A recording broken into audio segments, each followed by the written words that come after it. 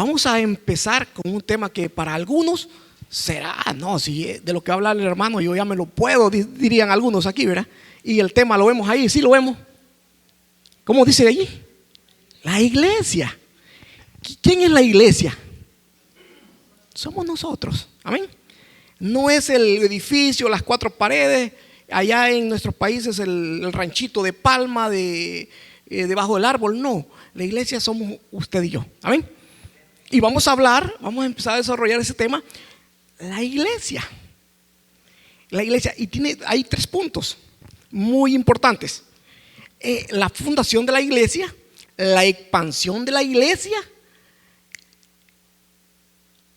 Me lo han dejado ahí atrás.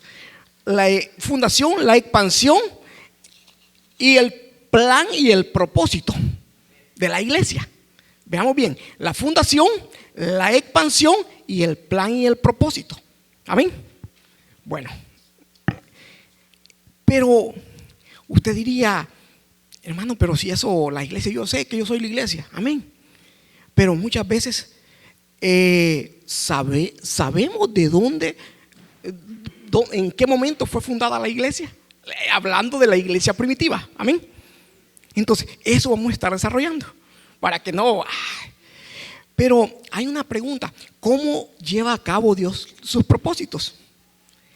Solamente, hermano, la lleva a cabo mediante la iglesia, que la iglesia de Dios, porque recordemos que ahorita hay muchas iglesias, iglesia satánica, iglesia de no sé qué, pero no, la iglesia, estamos hablando de la iglesia de Dios.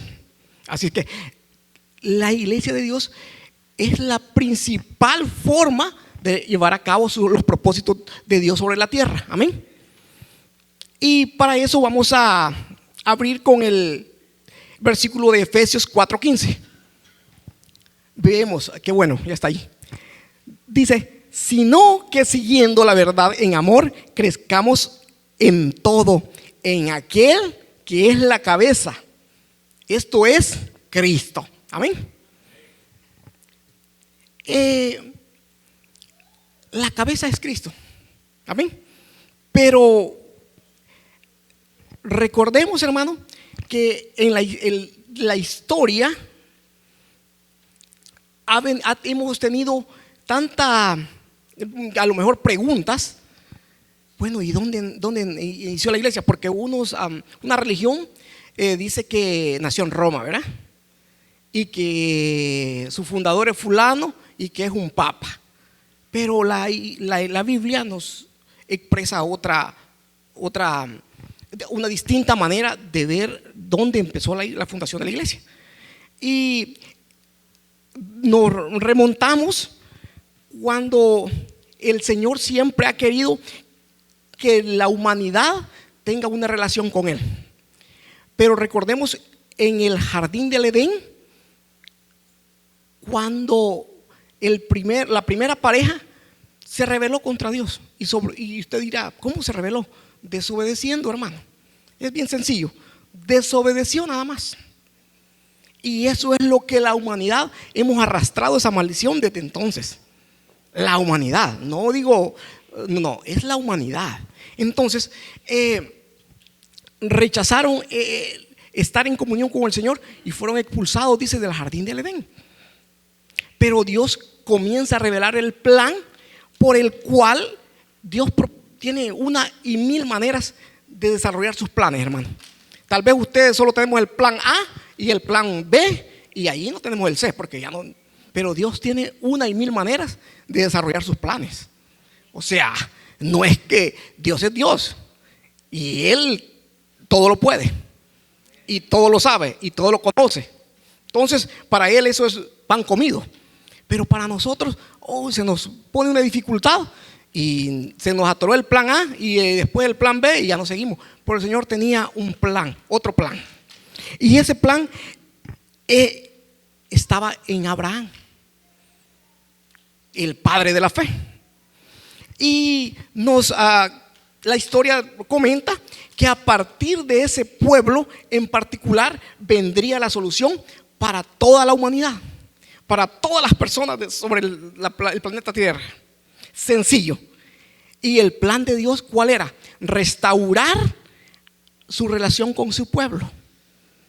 Ese era el plan del Señor, toda la vida ha sido ese, que nosotros tengamos esa comunión con Él, esa relación. Y sorprendentemente en el libro de Génesis vemos cuando Dios llama a Abraham, ¿y cuál fue la respuesta de él? Fue una respuesta contundente, porque dice, claro, con total confianza y fe dice, sí, yo lo haré. Y nos vamos a remontar al libro de Génesis, en el capítulo 12, del versículo del 1 al 4. Y dice, pero Jehová había dicho a Abraham, vete de tu tierra y de tu parentela y de la casa de tu padre a la tierra que te mostraré, y haré de ti una nación grande y te bendeciré y engrandeceré tu nombre y serás bendición. Bendeciré a los que te bendijeren y a los que te maldijeren maldeciré, y serán benditas en ti todas las naciones de la tierra. Y se fue Abraham como Jehová le dijo, y Lot fue con él, y era Abraham de 75 años cuando salió de Harán. Hermano, le da una palabra poderosa a Abraham, que hasta este día estamos gozando de esa palabra, de esas promesas. Y vamos, y si la humanidad, no sé cuándo va a ser el fin de la humanidad, pero esas promesas van a estar existiendo, van a estar vivas, van a estar como que ayer fueron escritas, como que esa promesa ayer se la dio el Señor Jesús a Abraham. Entonces vemos ahí, hermano, donde la promesa dice, bendeciré a los que te bendijeren y a los que te maldijeren maldeciré. Y ahí veámoslo, esa parte que viene, y serán benditas en ti todas las familias de la tierra. Hermano, esa familia somos usted y yo. Amén. Esa familia somos nosotros. ¿Cuándo fue eso? En el Génesis. Hace miles de años, exactamente no se sabe, pero fueron miles de años. Pero le dice, esas promesas son nuestras. Israel es la descendencia de Abraham, de sangre, hermano, ¿ok? Consanguínea. Pero la iglesia es la descendencia espiritual de Abraham. Somos nosotros.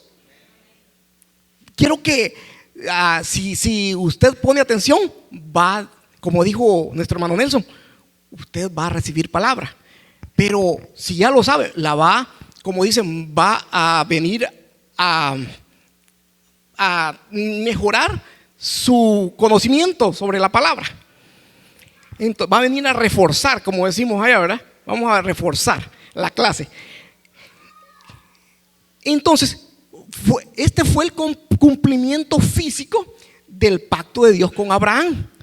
Y además de eso, a Abraham se le conoce como el fundador espiritual de la familia del nuevo pacto, que es la iglesia, que somos nosotros. Mire cómo Dios empieza, con quién empezó. El Señor quería tener que fuera el padre, digamos, de la fe, con Adán. Pero ¿qué pasó?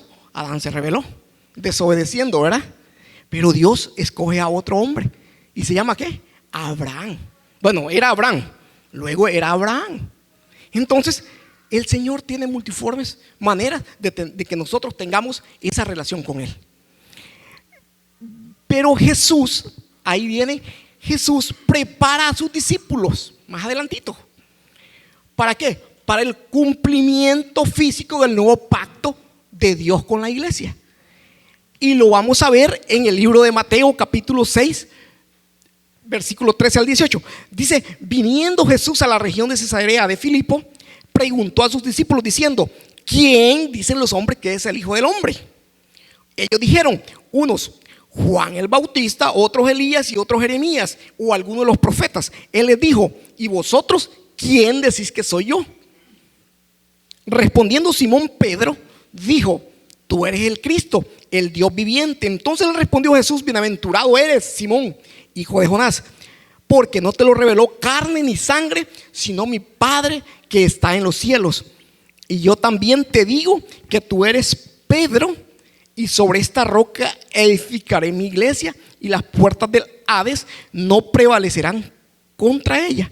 Hermano, aquí vemos quién está hablando. Jesús, ¿verdad? Pero muchas veces la religión como que ha tratado de tergiversar esto, ¿verdad?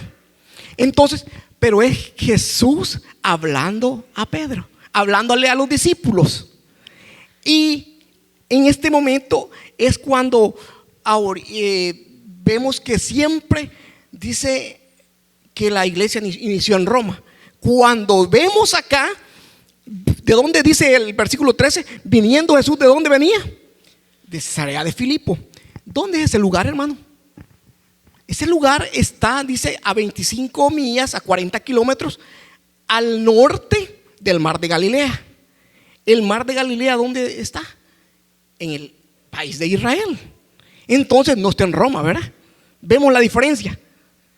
Entonces, cuando usted geográficamente se ubica, no está donde dicen que debe estar. Entonces, por lo tanto, nosotros tenemos que tener un punto, un razonamiento de saber dónde estamos parados. Somos cristianos, pero ¿de cuáles cristianos? De los que nos dicen que sí es de Roma, que nació, la iglesia fue fundada en Roma. No, usted tiene argumentos. Tenemos que tener argumentos. No es que tenemos, que es un imperativo, tener argumentos para decir, para debatir. Hey, ¿y dónde ha leído usted eso? No, usted va a decir, yo he leído esto, y se ubica geográficamente para tener esos puntos de valor a nuestro favor. Entonces, el Señor le habla a los discípulos. Y cuando vemos que el Señor, después de su muerte, de su resurrección y de su ascensión, el Señor se les aparece ¿por cuántos días se les estuvo apareciendo a los discípulos? 40 días. Venimos a aprender, ¿verdad? Qué importante que el hermano está ahí pendiente, ¿verdad? Eso es lo importante. 40 días. Pero en esos 40 días dice que se les aparecía de vez en cuando, ¿verdad? Se les aparecía a los discípulos. Pero ¿para qué se les aparecía? Hermano, para darles evidencia de su resurrección. Porque recordemos que hubo un discípulo que dijo, hasta no meter mi dedo en su herida, no voy a creer, dijo, imagínense. Y andaba con él. Ahora nosotros, que por fe, porque no le hemos visto, ni le hemos escuchado, ni le hemos tocado, nosotros, ¿cómo están? ¿Cómo podemos nosotros ver ese panorama que el que anduvo no creía? Ahora nosotros estamos, no, si yo voy porque yo tengo fe que el Señor me va a sanar, yo tengo fe que el Señor me va a salvar, yo tengo fe que el Señor va a transformar cualquier área de mi vida, porque por eso venimos, hermano. Por eso el Señor nos redarguye, porque necesitamos cambiar algo en nuestra vida. Por eso es que dice que nosotros estamos aquí por fe, no por obras. Porque si fuera por obras, hermano, creo que más de alguno no estuviera acá. Pero como es por fe, tengo que ir a escuchar, tengo que ir a darle gracias, tengo que ir a alabar su nombre, tengo que ir porque necesito ser cambiado, ser transformado. Amén. ¿Por qué? Vea lo que dice el libro de Hechos, capítulo 1, versículo 4 al 5. Y estando juntos, les mandó que no se fueran de Jerusalén, sino que esperasen la promesa del Padre, la cual les dijo: oísteis de mí, porque Juan ciertamente bautizó con agua, mas vosotros seréis bautizados con el Espíritu Santo dentro de no muchos días. Hermano, ahí tenemos que tener un sumo cuidado cuando leemos, pero cuando no tenemos leemos, pero no vamos, diríamos, comparando la lectura. ¿Qué es lo que dijo aquí el Señor? ¿A quién le habló? ¿Por qué le habló? ¿Y en qué momento? Entonces, aquí tenemos que ser perspicaces porque dice, y estando juntos les mandó que no se fueran de Jerusalén. Recordemos que en el libro de los Hechos se menciona mucho Jerusalén. Muchísimo. Son muchas veces. No le podría decir yo, pero son muchas veces. Si no, dice que esperasen en la promesa del Padre. El Señor, hermano, en el mundo espiritual hay territorios. ¿Cuántos sabemos eso? Están los territorios. Dice el libro de Efesios, nos habla que no tenemos lucha contra sangre ni carne, ¿verdad? Sino contra huestes, contra potestades de las ciudades celestes, ¿verdad? Entonces, nosotros que tenemos que tener mucho cuidado. Aquí le está hablando de una manera muy específica. Le dice, y estando juntos le mandó que no se fueran ¿de dónde? Jerusalén. ¿Por qué, hermano? ¿Por qué le dice que no se vayan de Jerusalén? Porque ahí empieza el avivamiento, ahí empieza la iglesia. Recordemos que Cesarea de Filipo es una región de Jerusalén, que pertenece a Jerusalén geográficamente. Entonces le dice, no se vayan de ahí, sino que esperasen la promesa del Padre, la cual les dijo, oísteis de mí. ¿Cuál es la promesa del Padre? La promesa está en San Juan 14:16. Me parece que esa cita bíblica se pasó ahí. Pero dice, y yo pediré al Padre y Él les dará otro consolador, al Espíritu Santo. Amén. Esa es la promesa. Entonces, ¿a quién iban a esperar ahí en Jerusalén? La promesa del Espíritu Santo. Sencillo, ¿eh? Qué bonito decir, cuando escudriñamos la palabra, la saboreamos. Pero cuando solo la leemos de corridito ahí, no, pues le dijo estando juntos, le mandó que no fueran. Pero ¿por qué le dijo eso? Porque ahí va a ser derramado el Espíritu Santo. Porque Juan ciertamente bautizó con agua, mas vosotros seréis bautizados con el Espíritu Santo dentro de no muchos días. Veamos lo que dice Hechos 1, capítulo 1, versículo 8 y 9. Pero mire, vea lo que dice el 8. Pero recibiréis poder cuando haya venido sobre vosotros el Espíritu Santo, y me seréis testigos en Jerusalén. Otra vez Jerusalén. En Judea, en Samaria y hasta lo último de la tierra. Hermano, menciona otra vez Jerusalén. ¿Por qué? Jerusalén es el lugar donde iba a ser derramado el Espíritu Santo. Hermano, muchas veces gente dice, no voy a la iglesia porque ahí solo van gentes que como que no me caen bien, como que son hipócritas.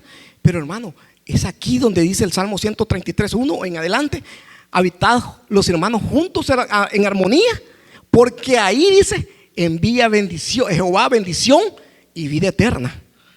Entonces vemos ahí por qué les estaba diciendo que no se fueran de Jerusalén, porque ahí va a ser derramado el Espíritu Santo. Y seréis testigos en Jerusalén, les dice, versículo 8, en Judea, en Samaria y hasta lo último de la tierra, hasta en Redmond, en Bellevue y todos sus lugares de origen, hermano. Amén. Eso le está hablando ahí, hermano. Pero esa palabra era en aquel tiempo para los apóstoles y para la iglesia primitiva. Pero esta palabra es para nosotros en este momento. Los confines de la tierra, lo último de la tierra, somos nosotros, hermano. Somos cada persona que esté escuchando el mensaje o que va a escuchar el mensaje, es para ellos este mensaje. Y habiendo dicho estas cosas, viéndolo ellos, fue alzado y le recibió una nube, y asciende el Señor. Se va para los cielos, ¿verdad? Asciende, dice, y lo recibió una nube que le ocultó de sus ojos. Hermano, nosotros, dice el Señor en el libro de San Juan, capítulo 1, versículo 12, mas a todos los que le recibieron, a los que creen en su nombre, les dio potestad ¿de qué? De ser hechos hijos de Dios, hijos suyos. Hermano, nosotros, usted sabe que usted y yo hemos sido lavados con la sangre de Cristo. ¿Sabemos eso a ciencia cierta? ¿O lo dudamos todavía? Usted y yo hemos sido lavados con la sangre de Cristo. Nosotros, dice que ya no somos llamados, hermano, usted antes no éramos nada para el pueblo de Dios, pero vino el Señor a morir en la cruz del Calvario, y por su gracia, por su misericordia, somos llamados hijos de Dios. Por lo tanto, usted y yo tenemos que tener esta relación con el Señor. ¿Por qué? Porque nosotros somos llamados hijos de Dios. Nosotros somos hijos. Nosotros somos herederos de su salvación. Hermano, la salvación no solo es para los judíos ya, es para los gentiles, es para los latinos, es para las distintas etnias que hay en el planeta, hermano. Pero en el primer momento la iglesia primitiva era para los judíos, pero dice que los judíos no la recibieron. A los suyos vino y los suyos no la recibieron. Pero el Señor nos está tomando a nosotros como ¿qué? Como hijos. Pero ahí vemos la fundación de la iglesia, hermano. ¿De dónde vino? Y para el punto número 2, la expansión de la iglesia. ¿Cómo se dio la expansión de la iglesia? Vemos lo que dice Hechos capítulo 13, versículo 38 y 39. Sabed pues esto, varones hermanos, que por medio de él se os anuncia perdón de pecados, y que de todo aquello de que por la ley de Moisés no pudiste ser justificados, en él es justificado todo aquel que cree. Hermano, eso es digno de alegría para nosotros, porque hemos sido justificados, hermano, no por obras, sino por gracia, sino por un regalo inmerecido, hermano. Usted y yo no nos merecíamos nada, pero el Señor en su gracia, en su misericordia, vino y nos regaló la salvación. ¿Para quién? Para todo aquel que cree, dice su palabra, para el que creyere.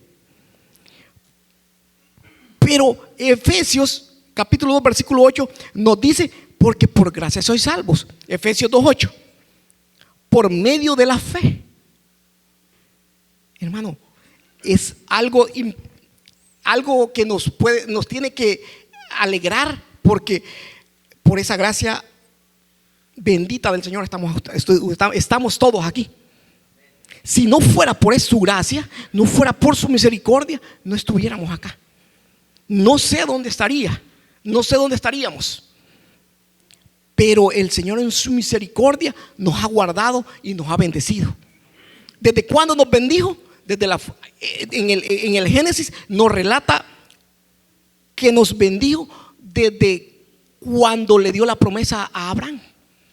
Serán benditas en ti, le dice, todas las familias de la tierra. Entonces vemos que el Señor, en este momento Pablo, en el libro de los Hechos, predicándole a los judíos, el Señor quiere que nosotros nos arrepintamos, pero que sobre todo que vengamos al conocimiento de Él, porque muchas veces podemos arrepentirnos pero no conocerle, hermano. Es una gran diferencia entre arrepentirse y conocerle. No, pues la persona viene el domingo, se arrepiente, pero ahí se olvidó y no le conoció. ¿Por qué? Porque no hubo un arrepentimiento genuino. Cuando ese arrepentimiento es genuino, usted y yo vamos a seguir viniendo. Usted y yo, vengan las luchas, las pruebas, vamos a estar siempre sentados en esa silla. Vamos a estar haciendo algo por la obra del Señor. Vamos a estar buscando en qué servir en la obra del Señor. Porque la obra del Señor, hermano, no es estática. No es solamente venir y sentarse. Es hacer algo por su obra. Es que nosotros demostremos y demos esos frutos que dice el Señor. Esas manifestaciones del fruto. Si usted y yo venimos y seguimos sentados y no estamos dando fruto, estamos siendo un árbol pues que está creciendo, pero que dice el señor de la granja, dice: este árbol hay que botarlo porque no está dando fruto, solo está ocupando espacio. Pero usted y yo hemos sido llamados para dar fruto, para que cada uno nos pongamos a cuenta con el Señor y digamos: ¿en qué necesito yo mejorar mi vida? ¿O en qué estoy fallando delante del Señor? Porque recordemos que corazones, caras vemos, pero corazones no sabemos. Muchas veces pueden haber pecados ocultos que solamente usted y el Señor lo saben, hermano. No podemos, hermano, podemos ver las caras acá de cada uno de los que estamos presentes, pero nadie, yo no conozco el dolor del hermano o de la hermana, pero Dios sí lo conoce. Dios conoce la situación interior que está pasando esa persona. La lucha física, la lucha mental, la lucha psíquica que esa persona puede tener en ese momento, la lucha psicológica que puede tener. Hermano, usted y yo no lo sabemos, pero el Señor, si ponemos nuestras cargas al Señor, Él viene y las toma y nos ayuda a hacerlas livianas, hermano. Venid a mí, dice el Señor, todos los trabajados y cargados. Hermano, ¿en qué nos estamos dejando agobiar? ¿Por qué situación es la que nos está marcando nuestra vida? Que no nos deja espiritualmente, ¿verdad? Estoy hablando espiritualmente, no nos deja salir adelante. O sea, damos un paso para adelante, pero damos dos para atrás, espiritualmente. ¿Por qué? ¿Será que estamos siendo un poco, diría, no sinceros con el Señor? Porque cuando nos sinceramos con el Señor está presto a ayudarnos. Pero cuando le ocultamos, el Señor no vamos a dar fruto, hermano. Vamos a pasar 20 años en la iglesia, pero no vamos a dar fruto. Vamos a pasar 30 años y no vamos a dar fruto. ¿Por qué? Porque muchas veces hay gente, hermano, que viene a la iglesia, pero muchas veces dicen saber, pero al final usted ve los frutos. Dice que por sus frutos los conoceréis. Gracias, hermana. Dice que por sus frutos los conoceréis. Muchas veces podemos estar pasando situación de ver al hermano, de ver a la hermana, pero no estamos viendo. Él puede decir que sabe y conoce la Biblia, pero los frutos, dice que por sus frutos vamos a ser conocidos. Por lo tanto, si los frutos que nosotros estamos dando, los vemos que están fruto un poco tullido, decimos allá, ¿verdad? Un fruto que no está madurando como debe ser, no está creciendo como debe dar el fruto el árbol. Hermano, debemos de ponernos a cuenta con el Señor, porque de lo contrario vamos a estar en problemas el final de nuestra vida, cuando nosotros tengamos que entregar esas cuentas. Cuando la vez pasada nuestro pastor habló sobre el peso, ¿cómo está esa balanza, verdad? ¿Vamos a pesar bien? ¿O vamos a pesar más de la cuenta o menos de la cuenta? ¿Cómo está? Muchas veces debemos nosotros de saber en qué momento de nuestra vida espiritual estamos. ¿Qué es lo que nuestra vida espiritual está pasando? ¿Qué está pasando con nuestra vida espiritual? El libro de los Hechos, capítulo 13, versículo 44 al 48 dice: el siguiente día de reposo se juntó casi toda la ciudad para oír la palabra de Dios, pero viendo a los judíos la muchedumbre, se llenaron de celos y rebatían lo que Pablo decía, contradiciendo y blasfemando. Hermano, esto, oígase bien, muchas veces, pero viendo a los judíos la muchedumbre, se llenaron de ¿qué dice? Celos, y rebatían lo que Pablo decía, contradiciendo y blasfemando, diciendo improperio, ¿verdad? Que ellos ya lo sabían lo que Pablo estaba predicando. Muchas veces cuando la gente dice algo, pero que se equivocó en algo, hermano, no, el hermano se la regó, no era así como tenía que ser. Pero vemos los frutos de esas personas. ¿Qué frutos están dando? Pero dice, y rebatían lo que Pablo decía. Usted sabe, ha leído el libro de los Hechos, ha leído quién era Pablo, hermano.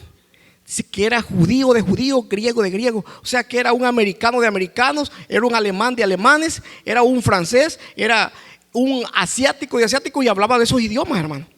Ese era Pablo. Pero dice que su vida la daba por basura. Ese era Pablo, hermano. Y dice que acá, que los judíos contradecían y blasfemaban a Pablo. Entonces Pablo y Bernabé, hablando con denuedo, dijeron: a vosotros, a la verdad, era necesario que hablase primero la palabra de Dios, que a los judíos, ¿verdad? Mas puesto que la desecháis y no os juzgáis dignos de la palabra eterna, he aquí, nos volvemos a los gentiles, porque así nos ha mandado el Señor diciendo: te he puesto para luz de los gentiles, a fin de que seas para salvación hasta lo último de la tierra.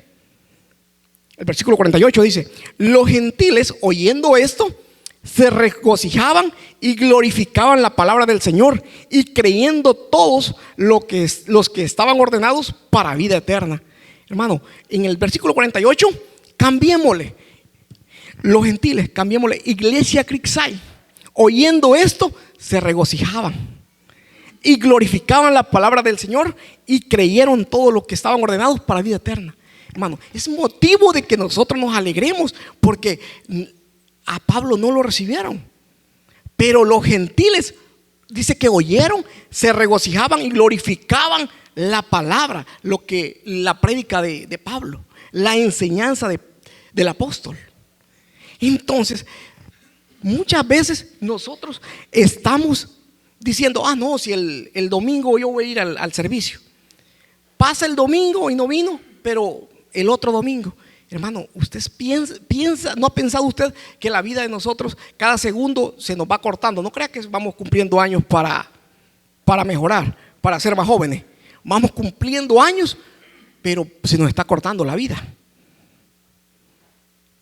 Dice la palabra del Señor que son 70, y para los más robustos son 80. Yo tengo muy grabado eso, porque voy contando mis días. Yo los voy contando y yo veo que están dormidos ahí. No sé si es porque ya sienten que se les está cortando la vida, o porque mi prédica los está durmiendo. No sé. Hermano, ¿cuál es el plan y el propósito de la iglesia? Vea, Pablo le escribe a la iglesia en Éfeso y le expresa el plan que él tiene para con nosotros en el libro de Hebreos 4, capítulo 4, versículo 1 al 6. Y hablando, Pablo dice: yo pues, preso en el Señor, os ruego que andéis como es digno de la vocación con que fuisteis llamados, con toda humildad y mansedumbre, soportándoos con paciencia los unos a los otros en amor, solícitos en guardar la unidad del Espíritu en el vínculo de la paz, un cuerpo y un espíritu, como fuiste también llamados en una misma esperanza. Hermano, vea, Pablo le escribe a esa iglesia, y recordemos que Pablo pasó, según el libro de los Hechos, pasó 3 años con esa iglesia, pero él tuvo que ir a fundar otras iglesias. Y si usted lo lee en su casita, usted escudriña el libro de los Hechos, hermano, Pablo regresa y se encuentra en una ciudad llamada Mileto. Los manda a llamar a los líderes de la iglesia de Éfeso. ¿Pero para qué? Para despedirse, hermano. No era para predicarles, no era sino para decirles y darles las últimas instrucciones de lo que tenían que hacer. Y les expresa que ahí en ese capítulo le expresa a los líderes de la iglesia en Éfeso que se cuiden de los lobos rapaces. Que faltando yo, le dice, se lo estoy parafraseando, faltando yo, le dice: van a salir esas personas que los pueden engañar. Y empieza el apóstol, pero es una carta ahí, hermano, es algo que cuando usted lo lee, y si usted se pone como que lo estuviera viviendo, como que estuviera pasando en su mente ese video, es triste cuando está leyendo esa carta. Entonces, porque el apóstol, después de haber predicado, de haber sido ultrajado, hermano, se está despidiendo de una iglesia que él fundó con el sudor de sus frentes. Pasó 3 años, día y noche, enseñándoles. Y aquí está preso, y les ruega que andéis como es digno de la vocación. Hermano, ¿cuál es la vocación nuestra como cristianos? Usted se ha preguntado cuál es su vocación. Su vocación puede ser un oficio, ¿verdad? No, yo hago esto, y lo hago de lo mejor, yo soy el mejor de lo mejor. Ok, pero como cristianos sabemos cuál es nuestra vocación. El apóstol Pablo nos lo está expresando en este versículo, hermano. Que andéis, ¿cuál es la vocación por la cual hemos sido llamados?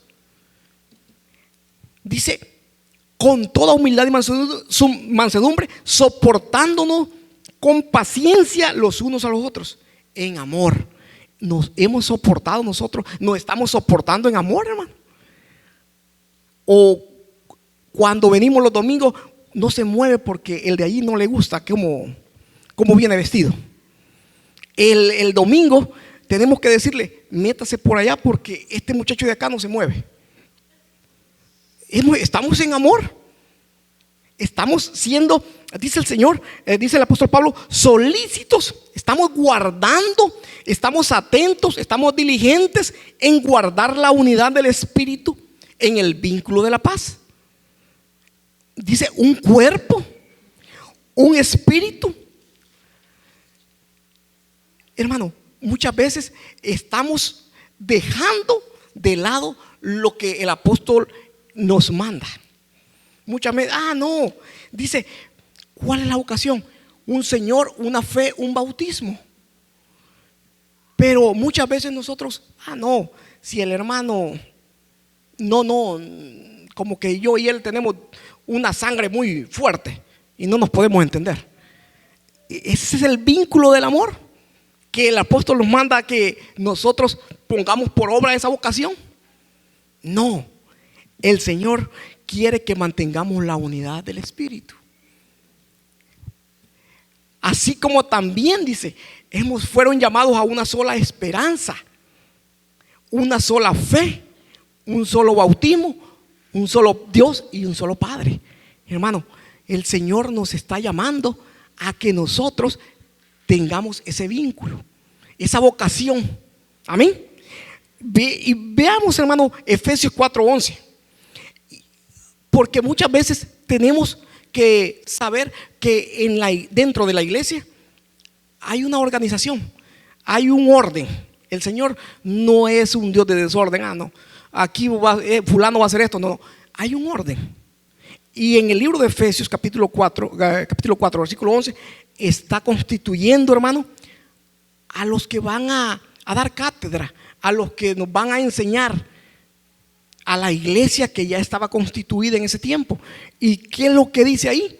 Y él mismo constituyó a unos apóstoles, a otros profetas, a otros evangelistas, a otros pastores y maestros.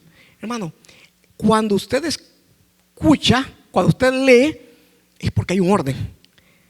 En todo lugar tiene que haber un orden. Y la iglesia que Cristo ha fundado es una iglesia de orden.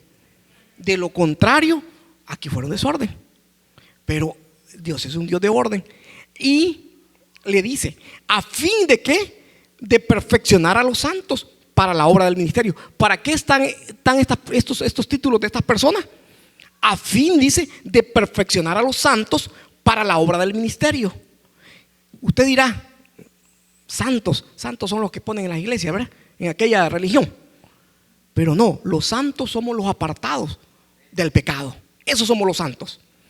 Los que luchamos a diario por no pecar, por no desobedecer a Dios, por no ofender a Dios. Esos somos los santos, los apartados. No tengáis idea de que un santo es una estatua. No. Santos somos los apartados.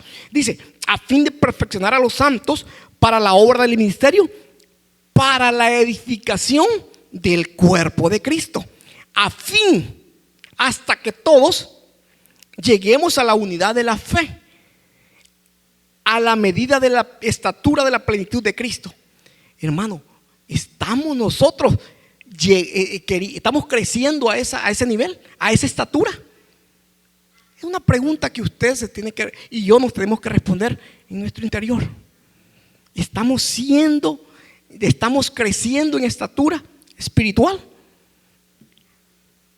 Pero dice, para que ya no seamos niños fluctuantes, llevados por doquiera de todo viento de doctrina, por estratagema de hombres que para engañar emplean con astucia las artimañas del error. Y aquí viene el versículo 15 con el que empezamos, 4:15, versículo 4:15. Dice: sino que siguiendo la verdad en amor, crezcamos en todo en aquel que es la cabeza, que es Cristo. Hermano, debemos de estar, este versículo es para que usted y yo lo llevemos y lo analicemos en la casa. De veras, estoy siguiendo la verdad en amor. Estoy creciendo como Dios, buscando la estatura de Cristo. Esto, hermano, es para que nosotros reflexionemos. No es, oye, el hermano no predicó de amor ahora. No, es una reflexión, hermano, para que cada uno de nosotros nos pongamos a cuentas con el Señor, para que cada uno de nosotros sepamos en qué nivel de estatura estamos, para que cada uno de nosotros sepamos en qué estamos tambaleando. Porque ¿de quién, dice el versículo 16, de quién todo el cuerpo, bien concertado y unido entre sí por todas las coyunturas que se ayudan mutuamente, según la actividad propia de cada miembro, recibe su crecimiento para ir edificándose en amor? Hermano, es necesario que nosotros nos pongamos a cuenta. Es necesario que sepamos de dónde fue fundada la iglesia, por qué fue expandida y por qué Dios tiene un plan y un propósito para nosotros, para la iglesia. La iglesia somos usted y somos todos, cada uno de los que estamos acá. El Señor, desde su fundación, nos promete que seremos bendecidos. Óigase bien, toda la familia de la tierra. El Señor dice que nos ha llamado a arrepentimiento y para que llevemos las buenas nuevas hasta lo último de la tierra. El libro de Marcos capítulo 16 versículo 15 nos dice: id por todo el mundo y predicad el evangelio. Hermano, estamos nosotros siendo el ejemplo para llevar ese evangelio, para expandir la doctrina de Cristo. O nosotros somos los que, en vez de ser libros abiertos, nos están señalando. Porque a nosotros todo el mundo nos ve, hermano. Aunque tengamos a la persona que hace el daño a la par, el mundo nos ve a nosotros. El mundo los ojos del mundo están sobre usted y sobre mí. Pero el Señor nos manda a que llevemos esas buenas nuevas para expandir su palabra. El Señor quiere que nosotros mantengamos esa unidad en el Espíritu, una sola fe, un solo Dios. ¿Cómo lo vamos a tener? Hermano, en primer lugar, reconciliándonos con Él. De lo contrario no va a haber un cambio. De lo contrario no va a haber un arrepentimiento genuino. De lo contrario nadie va a ser bendecido. Porque el Señor tiene la palabra dada y tiene un orden. Si no creemos, no vamos a ser bendecidos. Si no ponemos por orden nuestra vida o en orden nuestra vida, no vamos a ser bendecidos. Pero el Señor nos llama a que tengamos ese arrepentimiento, a que vengamos ante sus pies y que nosotros podamos ser las personas que llevemos ese evangelio a toda criatura, hermano. Pero primeramente tenemos que empezar en la casa. El ejemplo es en la casa. El ejemplo, mucha gente dice: yo quiero ser misionero y quiero ir a China, cuando en su casa no ha predicado nunca. Cuando en su familia nadie le cree porque es un gran malacate. O sea, no podemos un malandro, como dicen por ahí. Hermano, el que presta 5 pesos y se le olvida, pues, ese Y dice, ¿y él es cristiano? No, dice, si me prestó y no me pagó. ¿Cuándo? Hace 10 años, dice. Entonces, hermano, no podemos ser ejemplo. Tenemos nosotros que, si vamos a llevar el evangelio, tenemos que ser ejemplo y tenemos que llevar fruto. Amén. Pero el Señor nos quiere que nosotros nos reconciliemos con Él, pero sobre todo también que nos reconciliemos con nuestros hermanos. Porque mientras nosotros no decimos estar bien verticalmente, en esa relación vertical, pero horizontalmente esta relación no. El hermano no, la hermana aquí. Hermano, el Señor dice que el primer mandamiento es que le amemos a Él. Y dice que se resume amando, tenemos que amar a nuestro prójimo como a nosotros mismos. Imaginémonos, hermanos, imaginémonos lo que el Señor quiere. Cuando nosotros entendemos esta palabra, el Señor, hermano, viene y hace la obra. Cuando nosotros nos dejamos trabajar, Él hace la obra en nuestra vida. Y cuando usted y yo obedecemos su palabra, viene la transformación, vienen los cambios, viene lo que la respuesta que usted estaba esperando hace 10 años, 20 años, viene en ese momento cuando nos humillamos ante Él. Tenemos que ser sinceros con el Señor, hermano, y venir ante su presencia para que nosotros podamos conocerlo a Él. No solamente que nos reconciliemos, sino que nos humillemos ante Él. Porque cuando nosotros nos humillamos y nos derramamos ante Él, la transformación viene en nuestra vida. La bendición viene. Amén. Le invito a que se ponga sobre sus pies. Vamos a orar.